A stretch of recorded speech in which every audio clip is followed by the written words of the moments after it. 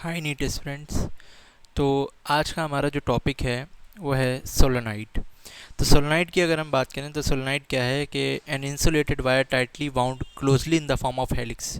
कि अगर insulated wire लेते हैं और उसको अगर हम हेलिक्स की फॉर्म में वाउंड कर देते हैं, चढ़ा देते हैं, ठीक है, तो उसी को हम लोग क्या कहते हैं, सोलेनोइड कहते हैं। मान लीजिए इस पेन है, इस पेन पे अगर हम एक इंसुलेटेड वायर हेलिक्स की फॉर्म में चढ़ा दें तो उसी को हम लोग सोलेनोइड कहते हैं। फिर यहाँ पर एक बात लिखी कि it behaves like a bar magnet, कि एक सोलेनोइड जो होता है वो बार मैग्नेट की तरह काम करता है। बार मैग्नेट की तरह कैसे काम करता है? जैसे सोलेनोइड की अगर हम देखें कि दो एंड्स हमें यहाँ पर दिखाई दे रहे हैं, तो जिस एंड पर करंट जो होती है वो क्लॉकवाइज डायरेक्शन में फ्लो करती है, वो साउथ पोल की तरह काम कर रहा होता है। जिस एंड पर करंट जो होती है वो एंटी क्लॉकवाइज डायरेक्शन में फ्लो कर रही होती है, वो आपके नॉर्थ पोल की तरह काम कर रहा होता है। तो जिस डायरेक्शन में करंट क्लॉकवाइज वो साउथ पोल, जिस डायरेक्शन में एंटी क्लॉकवाइज वहाँ पर north pole.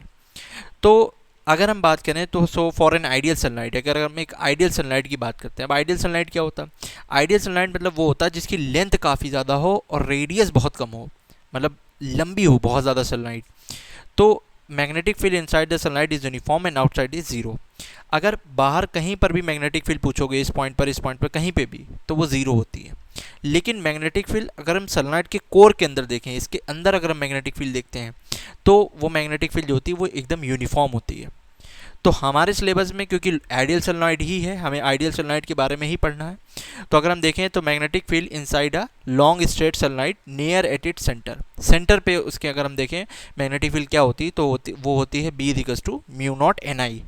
B equals to होता है म्यू नॉट एन आई, जहाँ पर एन जो होता है वो क्या है, एन के बारे में बहुत खास तौर पे यहाँ पर याद रखना है। एन होता है number of turns per unit length, पर यूनिट लेंथ पे नंबर ऑफ टर्न्स आपको लिखने हैं, टोटल नंबर ऑफ टर्न्स को आपको नहीं रखना। कैपिटल एन जो होता है वो आपका टोटल नंबर ऑफ टर्न्स होता है, एल जो होता है वो लेंथ ऑफ द सोलेनोइड है, आई आपका करंट इन ईच टर्न है, हर एक टर्न में जो करंट होगी। तो small N equals to capital N upon L. तो एन को जब आप रखेंगे तो बहुत ही ध्यान से रखेंगे क्योंकि एन में गड़बड़ी हो सकती है, ठीक है।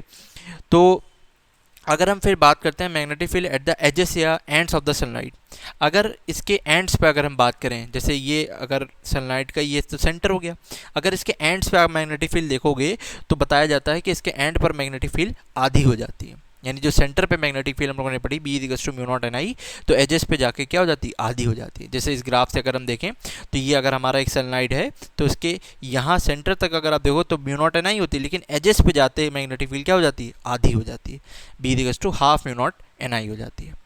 अब इसी पर बेस अगर हम देखें तो नीट में एक बार क्वेश्चन आ चुका है 2022 में। हालांकि सनलाइट एक ऐसा टॉपिक है जहां से अक्सर नीट में सवाल आता है इस टॉपिक से। तो आपको टोटल मिला के बस एक फॉर्मूला दिमाग में रखना है, वो है B equals to mu naught N I, जिसमें स्मॉल एन क्या होता है, number of turns per unit length होता है। अब जैसे कि अगर हम ये क्वेश्चन देखें तो लिखा है कि along solenoid of radius 1 millimetre has 100 turns per millimetre. If 1 ampere current flows in the solenoid, the magnetic field strength at the center of the solenoid is। तो आपसे सेंटर ऑफ द solenoid पे ही सवाल पूछा भी जाएगा, ठीक है, क्योंकि हमारे सिलेबस में भी यही है। तो अगर हम फॉर्मूला देखें तो उस हिसाब से बी इक्वल्स टू क्या होता है, म्यू नॉट एन आई होता है, म्यू नॉट एन आई, ठीक है। तो अगर हम देखें म्यू नॉट की वैल्यू हम जानते हैं, जैसे कि 4 पाई इंटू 10⁻⁻7 होते हैं, ठीक। और अगर हम एन की बात करें, अब इसमें एन को ही रखना है, एन मतलब चक्कर, जैसे टर्न कहते हैं, टर्न को चक्कर कहते हैं। तो मेरे सर जो कहा करते थे वो कहते थे चक्कर को अगर सही से नहीं रखोगे तो चक्कर में पड़ जाओगे। तो इसको, तो जो टर्न है ना, इसको बहुत संभाल के आपको रखना है। तो एन क्या है, number of turns per unit. Number of turns कितने हैं, 100 टर्न्स हैं, लेकिन पर मिलीमीटर में है।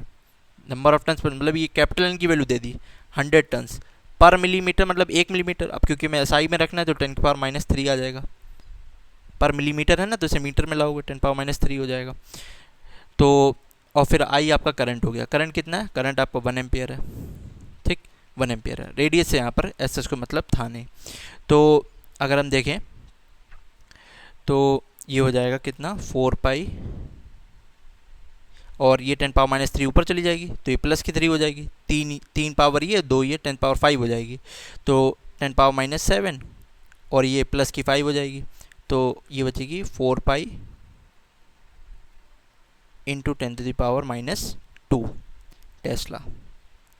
तो 4 पाई मतलब कितना, 4 into 3.14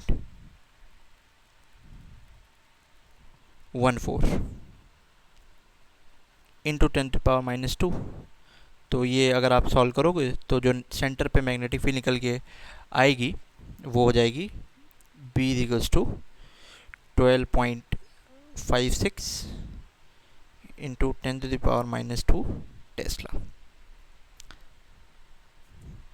option second is the correct answer. तो ऐसे ही और क्वेश्चंस के लिए और टॉपिक्स के लिए और कॉन्सेप्ट्स के लिए इस चैनल को सब्सक्राइब करें। Thank you for watching this video.